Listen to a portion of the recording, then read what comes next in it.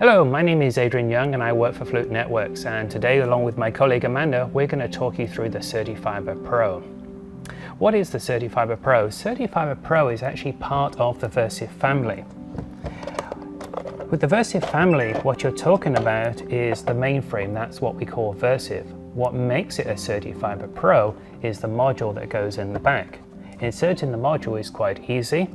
There are two little guide points here, and I'm going to get Amanda to slide that in now. Drop them in, push down, click, push down the ears, and now you have a CertiFiber Pro. The advantage of going to a modular platform is that at the moment we can test OLTS, our tier 1 testing, but I could grab my OTDR module and turn this into an OptiFiber Pro, and we'll have a video on OptiFiber Pro as well. Likewise, I can grab my DSX modules and turn it into a full-blown copper certification tool. So what's that RJ45 on the side for? Great question, Amanda. This allows you to connect to an internet connection, and what you can now do is use our free Linkware Live service. And so that will allow you to send results to the cloud, and then you can download those results from anywhere, even from a truck, as long as you've got a Wi-Fi connection. Likewise, on the other side here, we have our power port here, and don't forget to charge these things. That's very important.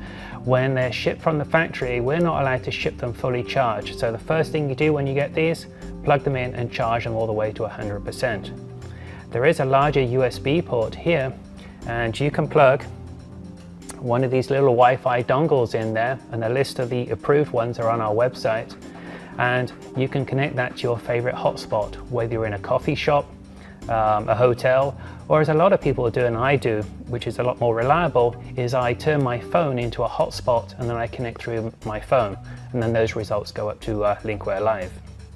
So when you get your tester, in addition to charging it, one of the first things you're going to want to do is check the software version.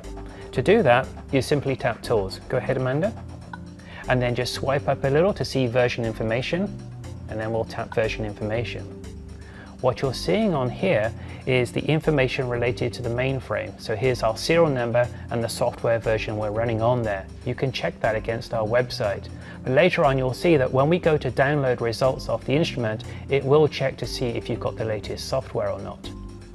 What about the module in the back here? Go ahead and tap the module there for me, Amanda. Great.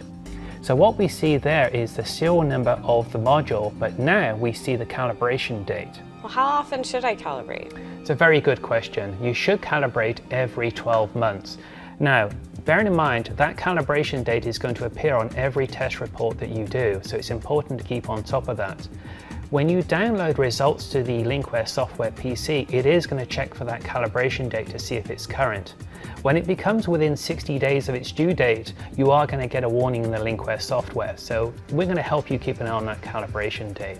Remember, the calibration date is really important if you're submitting your results for a warranty application. If the cabling vendor spots that the calibration date is out, then there's a real possibility they're going to reject those test results. So make sure you keep an eye on that. The other thing to note is that this machine is actually made in Everett, Washington State. So the time and date is going to be set for the West Coast. So don't forget, before you start testing, make sure you change that date and time. That's also found under the Tools menu.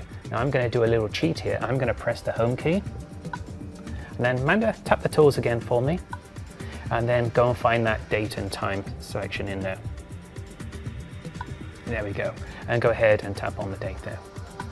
So in the instrument here, you can set your date and time. It's very important to do that at the location you're at, because that date and time is stored with every test result and it cannot be changed later on. And we've known customers to reject test results when they don't match the security log of the building. So that's also important to note. The other thing to note in here is the internal memory on this is far superior to what was in the previous generation tester, the DTX. We talked about in a previous video where your copper results with plot data, you can store 12,000. In here, with these types of tests for fiber, you're into tens of thousands of tests. So there's no need to worry about additional little memory cards anymore. Okay, so that's the basics of the CertiFiber Pro. Now what I want to do is talk about test reference codes. And with the CertiFiber Pro, we do ship the test reference codes with it. You'll get multi-mode and single mode. and these are LC ready out of the box. So what's the difference between a test reference cord and a patch cord? You know, Amanda, that's a very good question. It's a question I get a lot. We can make some jokes about the difference in cost, but really what it's about is the technical aspect of those cords. When we talk about test reference cords, we're talking about using reference grade connectors on the end of the cords here. When you buy a patch cord from a distributor, typically the performance is going to be up to about 0.5 dB loss on those connectors. When we talk about reference grade connectors, we're talking about what the standards require, and the standards both in TIA and in ISO IEC define reference grade connectors for test cords as being better than 0.1 dB for multi-mode and 0.2 dB for single mode. So when you see that kind of variance in test reference cords, that can sometimes mean the difference between passing and failing a cabling system. The other quirky thing about these test cords that you'll notice is this little puck on here. And this is part of a tuning thing that we do in the factory, because we guarantee that this is in circle flux compliant at the end here. So each one of these is tuned to this CertiFiber Pro. So these cords can only be used with this CertiFiber Pro, and then we guarantee in circle flux. You've probably heard about in circle flux. What is it? In simple terms, it's about reducing your measurement uncertainty. If you're using an optical source that is not in circle flux compliant, your measurement uncertainty between different testers could be up to 60%. By being circle flux compliant, you're now bringing that measurement uncertainty down to 10%. What that means is if you get into a contentious argument about which test is right, the one that is in circle flux compliant is the one that's right. If you're comparing it to another tester that's not in circle flux compliant, then that tester has to be dismissed. Remember, in circle flux was added into the TIA and ISO IEC standards way back in 2010, so this is something that's not particularly new. One other thing to mention is the bag of goodies that come in the tester here. And the one thing that I do want to point out, there's various straps and cords and CDs and what have you in here, is the headset.